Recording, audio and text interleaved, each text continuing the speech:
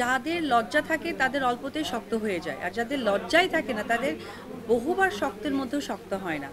আমি চাই না পারিপার্শ্বিক যে কাদা ছোড়াছড়িগুলো হচ্ছে এগুলো বাচ্চাদের উপর ইফেক্ট আসুক। দেখ না, আমি ভক্তদেরকে বলবো আসলে মনক্ষুণ্ণ হয়েছে, 100% রাইট আছে তাদের, কারণ জয়কে অনেক ভালোবাসে।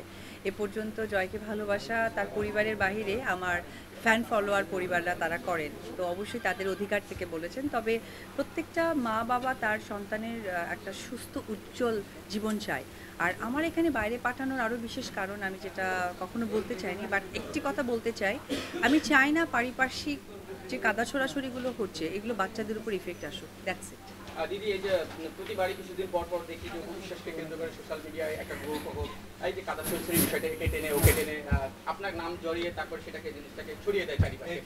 এই বিষয়টা নিয়ে কি বলবেন? আসলে সবসময় দেখি আপনাকে শক্ত অবস্থানে দাঁড়াতে। আসলে এইটা প্রথমতই বলবো যে আমি ধন্যবাদ জানাতে চাই যে আমাদের 70s নায়িকা থেকে টিল আমি যে পর্যন্ত কাজ করেছি একদম প্রপার ফুল ফেসে, তো এই পর্যন্ত আপনারা আমার মনে হয় সাংবাদিক কর্মীরা কখনোই কিন্তু দেখেননি। বন্ধু ভালো আছো? হ্যাঁ, ওরে বাবা।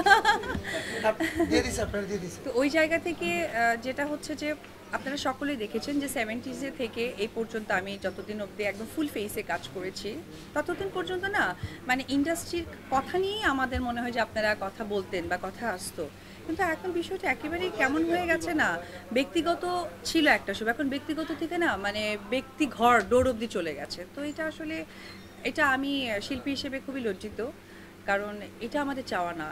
কারণ দর্শকরা আমাদের কাছ থেকে ভালো কিছু শিখবে, ভালো কিছু জানবে, এটাই আমাদের কিন্তু দেখানো। যদি প্রতিবারই দেখি যে এই বিষয়গুলো নিয়ে একটা কাদা ছোড়াছড়ি হয়, সেক্ষেত্রে আপনি হয়তো শক্তের অবস্থান সোশ্যাল মিডিয়ায় স্ট্যাটাস দিয়ে হোক বা সংবাদ সম্মেলনের মাধ্যমে কথা বলে হোক, তিনি কিন্তু শক্ত কোনো অবস্থান দেখি না যে বারবারই এইগুলো যে রিপিট হচ্ছে সেটার প্রতিকারের জন্য শক্ত কোনো অবস্থান নেওয়া যায়। ভাইয়া দেখেন, যাদের লজ্জা থাকে তাদের অল্পতেই শক্ত হয়ে যায়, আর যাদের লজ্জাই থাকে না তাদের বহুবার শক্তের মধ্যেও শক্ত হয় না।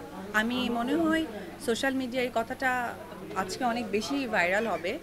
আমার মনে হয় যে লজ্জাটা মানুষের এখন বহিঃপ্রকাশ করা দরকার, যে আমি লজ্জিত অনুভব করছি। তো ফার্স্ট অফ অল লজ্জাটা অনুভব করতে হবে, তাহলেই যে কোনো অবস্থানই শক্ত বা নর্মাল তখনই আপনাদের কাছে তুলে ধরা সম্ভব।